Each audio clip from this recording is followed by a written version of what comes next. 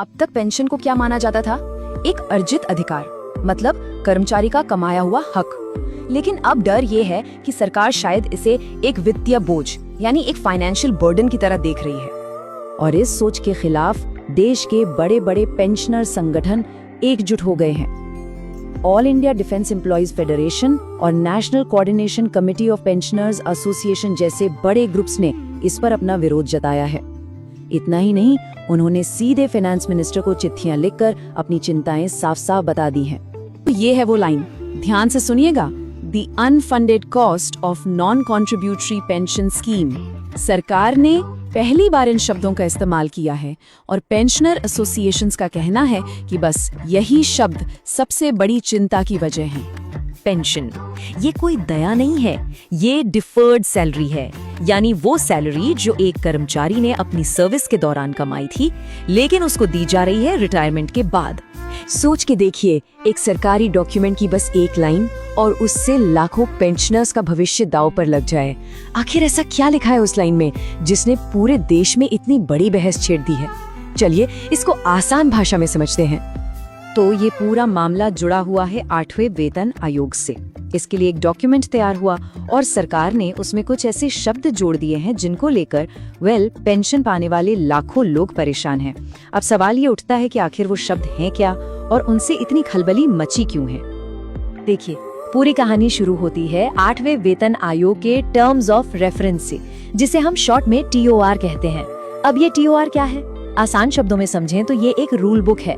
इसी के बेसिस पर आगे की सैलरी और पेंशन डिसाइड होती है और बस इसी डॉक्यूमेंट में एक ऐसी लाइन जोड़ दी गई है जो सारे विवाद की जड़ है। तो ये है वो लाइन, ध्यान से सुनिएगा।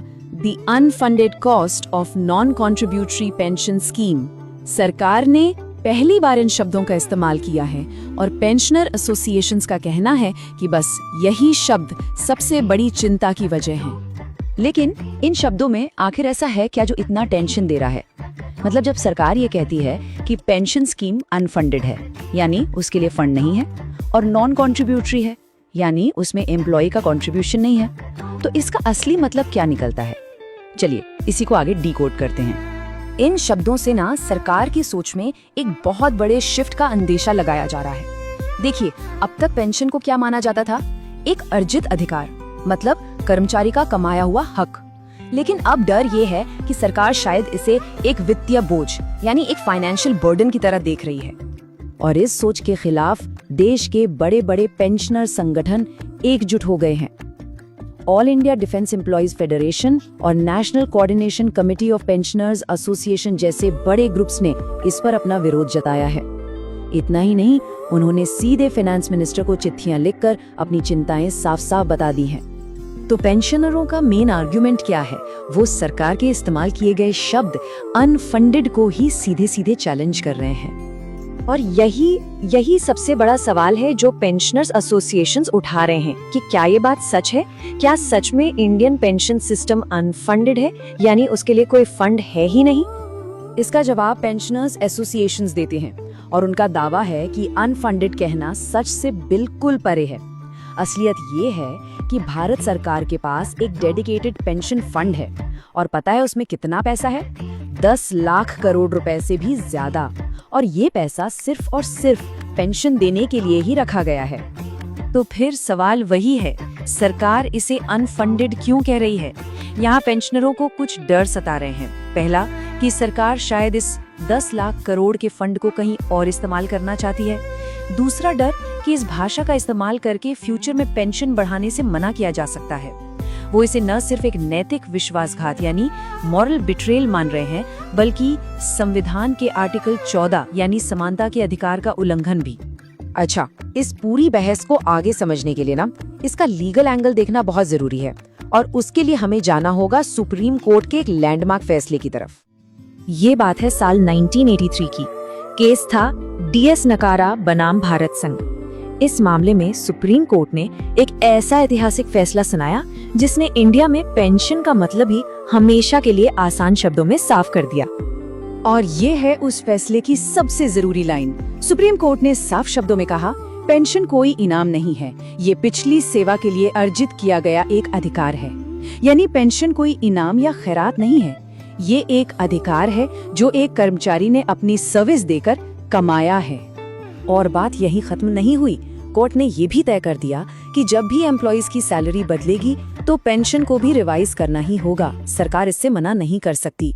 और बस यही वजह है कि TOR में लिखी गई उस नई लाइन को सीधे सीधे सुप्रीम कोर्ट के इस लैंडमार्क फैसले के खिलाफ माना जा रहा है। तो अब इस सिचुएशन को आगे कैसे सॉल्व किया जाए, इसके लिए पेंशनर एसोसिएशंस ने सरकार के सामने अपनी कुछ मांगे रखी हैं। चलिए देखते हैं कि उनकी 4 मेन डिमांड्स क्या हैं। National Coordination Committee of Pensioners association ने 4 सीधी और साफ मांगे रखी हैं। नंबर 1, TOR से वो अनफंडेड नॉन कंट्रीब्यूटरी वाले शब्द तुरंत हटाए जाएं। नंबर 2, पेंशन से जुड़ी हर मीटिंग, हर चर्चा में उनके रिप्रेजेंटेटिव्स को शामिल किया जाए। तीसरी मांग, ये जो 10 लाख करोड़ का फंड है उसको सिर्फ पेंशन के लिए ही सुरक्षित रखा जाए। और चौथी, फाइनेंस एक्ट 2025 के कुछ सेक्शंस हैं जिनको लेकर विवाद है, उन्हें रद्द किया जाए। तो आखिर में इस पूरी बहस का निचोड़ एक ही विचार में छिपा है, पेंशन। ये कोई दया नहीं है, ये डिफर्ड सैलरी है, यानी वो सैलरी जो एक कर्मचारी ने अपनी सर्विस के दौरान कमाई थी लेकिन उसको दी जा रही है रिटायरमेंट के बाद। ये सुप्रीम कोर्ट द्वारा स्थापित किया गया एक हक है, सरकार का कोई एहसान नहीं। दोस्तों, रेलवे परिवार सिर्फ एक पेज नहीं, ये हम सबकी आवाज है। लेकिन सच मानिए, धन की कमी हमें रोक देती है। हम चाहते हैं कि आपकी आवाज और भी दूर तक पहुंचे, आपकी समस्याएं और भी जोर से उठाई जाएं। सिर्फ 89 रुपए का सब्सक्रिप्शन लेकर आप हमें और मजबूत बना सकते हैं। ये सिर्फ पैसे का योगदान नहीं होगा, बल्कि आपकी आवाज को ताकत देने वाला ईंधन होगा।